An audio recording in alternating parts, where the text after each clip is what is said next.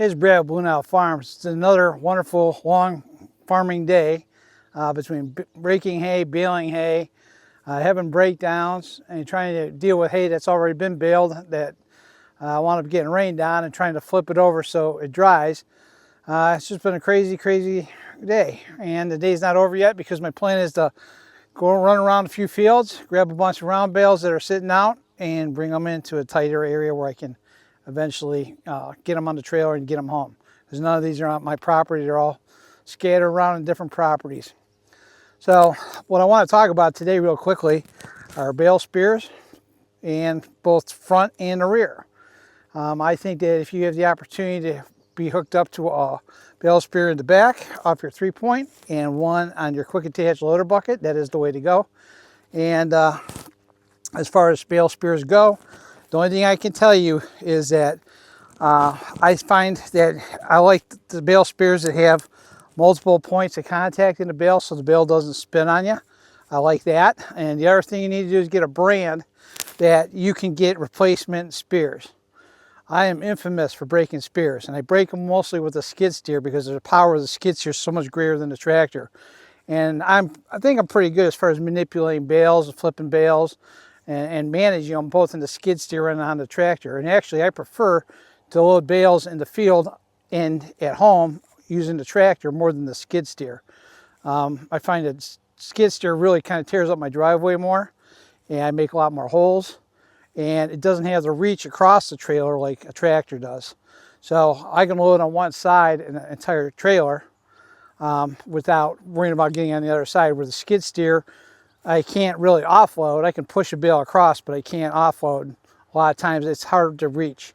So, but anyway, the key here is the front bale spear. Like I said, just get a brand that you can find. I know that a lot of them they sell at auctions, and that's really the cheapest way to find them. But the problem is if you get some of these ones that are made from all these little unknown companies, when you blow a spear, you want one you can actually order up. I always have like 2 or 3 extra on hand because, like I say, I'm infamous for blowing them. So this is all I have to say about the front ones. Just make sure you match the tractor, and make sure you have multiple points and spears where you can actually hold the bale so it doesn't spin on you, and then it'll make a lot of difference, especially if you got hay that have string tied. You know, the last thing you want to do is have them unravel in the field. It's really a big mess. So that's why I like to contain them. So let's go to the back of the tractor and we'll talk about that. Now the one thing about the rear spear I want to talk about is that, and this is just one that came from Tractor Supply. It's nothing really fancy. It's one of the County Line brands. You know, and I bought it because I wanted to have one.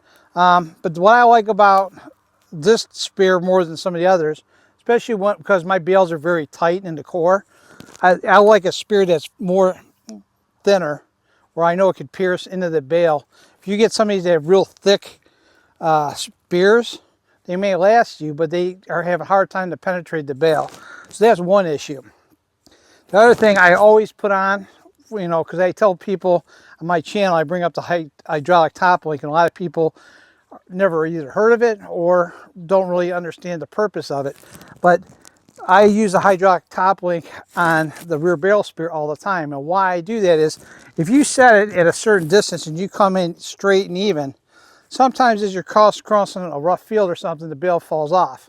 So it's nice with the hydraulic top link, I can be in the tractor and I can actually tilt this up where the bale is up in the air. And then if I need to lower it, I just lower it with the hydraulics and the top link. And it allows you to actually back up and pierce the bale because you have more control over it. And then obviously you have the 3-point where you can raise it. But hydraulic top links are awesome for rear spears. And you know, the way I load, you know, everybody has a different theory. But my theory in loading is that I accumulate all the bales in the field. I set them up in a line. We drive down with a big trailer, and then we would just kind of load off of that. And so once they're all gathered, it's a lot easier to load up. So that's what I choose to do. And like I say, in tandem, both the front and rear spear, they work great. But if you went in the field and you only had one of them, you're really missing the boat, because a lot of times when I gather bales, I like to grab 2 at a time and clear the field off as quick as possible. And a lot of times I wind up doing it like now in the evening and even in the dark. So because after a long day of baling, you know, I try to get my bales inside. I really don't like them outside. So that's one of my biggest concerns for the day. But if you're going to definitely use get any type of bale spear, just make sure you have a brand name. Even this county line one, I can call and go up to Tractor Supply and get another spear if I need to, because they're not all made correctly, and they all come in different sizes and shapes. And I guess my answer is buy one that you can get replacement parts for it. Most important thing. You know, if you go to an auction, you're going to spend $275, but you can spend up to $750 just for a spear. And I think that's pretty pricey in my book. So find one that you like and find out one that works best for you. And that's the best thing. But please, if you're going to do the back end, get a hydraulic top link. You will love it, and you'll be happy you have one if you don't have one already. All right, so what I want to show you real quick is a bale spear. This is with the hydraulic top link. And with the hydraulic top link, I'm going to show you how it moves and the benefit of why you have one to this bale. So right now, I'm at the right angle to pull right into this bale and spear it. But say I speared it and I wanted to transport it, this is basically what it'll look like.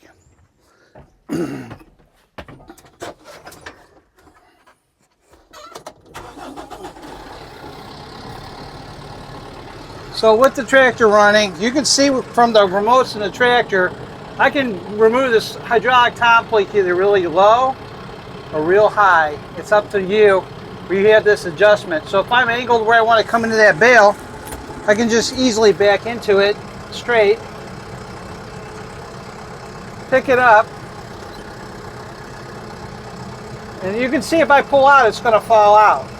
But if I back into this, now with the hydraulic top link, I can start lifting it. I can actually tilt this thing straight up and you'll never lose it. So this is one of those little benefits of having a hydraulic top link versus just a straight pin.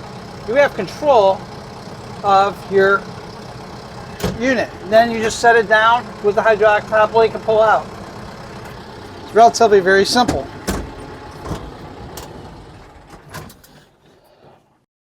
Hey guys, thanks for watching a video on bale spears, both using the front and back bale spear. Hopefully that you got to see the rear spear with the hydraulic top link and see the benefit of having that. You know, together it's an easy combination to go out and gather bales off a field relatively quickly and get them moved wherever you want them.